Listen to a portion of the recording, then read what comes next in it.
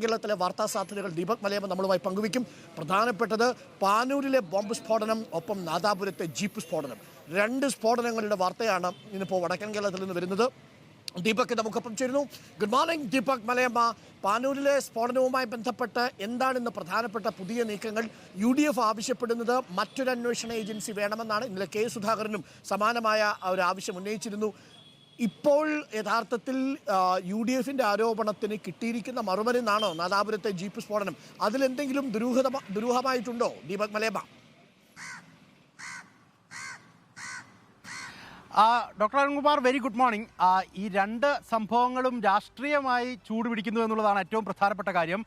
ആദ്യം തന്നെ പാനൂരുമായി ബന്ധപ്പെട്ട വിഷയം കുറേ നാളായി വടകര മണ്ഡലത്തിൽ ഇങ്ങനെ വലിയ ചർച്ചയായിക്കൊണ്ടിരിക്കുകയാണ്. അത് പ്രതിരോധിച്ചുകൊണ്ട് ഇടതുപക്ഷമുണ്ട്. അതേസമയം തന്നെ ആ ഒരു സ്ഫോടനത്തെ ഏത് തരത്തിൽ തങ്ങൾക്ക് അനുകൂലമാക്കി മാറ്റാം എന്നുള്ള നിലപാടുമായി UDF നിലനിൽക്കുന്നുണ്ട്. ഇന്നലെ ഏറ്റവും ഒടുവിൽ നമ്മൾ കണ്ട കാഴ്ച എന്ന് പറയുന്നത് UDF തെരഞ്ഞെടുപ്പ് കമ്മീഷൻ ഒരു പരാതിയുമായി പോവുകയാണ്. നിലവിൽ അന്വേഷണം തൃപ്തികരമല്ല എന്നുള്ളതാണ് അവരുടെ നിലപാട്. അതുകൊണ്ട് തന്നെ ഒരു പ്രത്യേക സംഘം ഈ കേസ് അന്വേഷിക്കണം എന്നുള്ളതാണ് UDF ആവശ്യപ്പെടുന്നത്.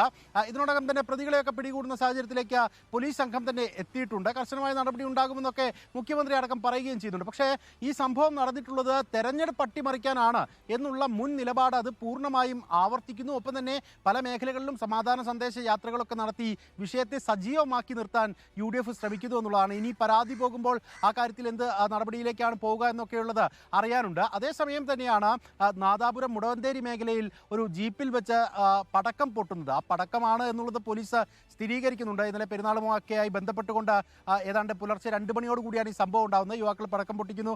അതിൽ നിന്ന് തീപ്പൊരി വീണാണ് ഈ കുറച്ച് പടക്കങ്ങൾ ശേഖരിച്ചിരുന്ന ജീപ്പിൽ അപകടമുണ്ടാകുന്നത് എന്നുള്ളതാണ് പ്രാഥമികമായ കണ്ടെത്തൽ. 6 പേർക്കെതിരെ കൃത്യമായി കേസെടുക്കുന്നു. പിന്നീട് 16ഓളം ആളുകൾ, അത് കണ്ടാലറിയുന്നവർ എന്നുള്ള കണക്കിൽ 16 പേർക്കെതിരെ അങ്ങനെ പോലീസ് കേസെടുക്കുകയും ചെയ്തിട്ടുണ്ട്. പക്ഷേ LDF പറയുന്നത് അത് UDFിൻ്റെ ശക്തി കേന്ദ്രത്തിലാണ് ഇത്തരത്തിലൊരു സ്ഫോടനം ഉണ്ടായിട്ടുള്ളത്. അതുകൊണ്ട് തന്നെ കൃത്യമായി അത് അന്വേഷണ വിധേയമാക്കണം എന്നുള്ള ആവശ്യവുമായി LDF രംഗത്തേക്ക് വരികയാണ്. ഇങ്ങനെ സ്ഫോടനം ഒരു മണ്ഡലത്തിൽ ഒന്നാകെ ചർച്ചയാക്കുന്ന തരത്തിലേക്ക് അത് പ്രതിരോധമായും അല്ലെങ്കിൽ ആ അർത്ഥത്തിൽ ഒരു ഗുണകരമാക്കുന്ന രീതിയിലുമൊക്കെ പ്രവർത്തിക്കുന്നത് നമ്മൾ കാണുന്നു എന്നുള്ളതാണ്. ഇങ്ങനെ 2 സ്ഫോടനങ്ങൾ തന്നെയാണ് കൂടുതൽ വാർത്തകളിലേക്ക് നിറയുന്നത്. ഇന്നിപ്പോൾ മറ്റ് നേതാക്കളൊക്കെ തന്നെ മണ്ഡലത്തിലേക്ക്, കോഴിക്കോട് മണ്ഡലത്തിലേക്കും വടകരയിലേക്കും ഒക്കെ എത്തുന്നുണ്ട്. അങ്ങനെ അതുമായി ബന്ധപ്പെട്ട ചർച്ചകളൊക്കെ വരും, തുടർ പ്രതികരണങ്ങൾ വരാനുണ്ട്. അങ്ങനെ സംഭവബഹുലമായ ഒരു വാർത്താ ദിനമായിരിക്കും ഇന്ന് നമ്മൾ പ്രതീക്ഷിക്കുകയും ചെയ്യുന്നുണ്ട്.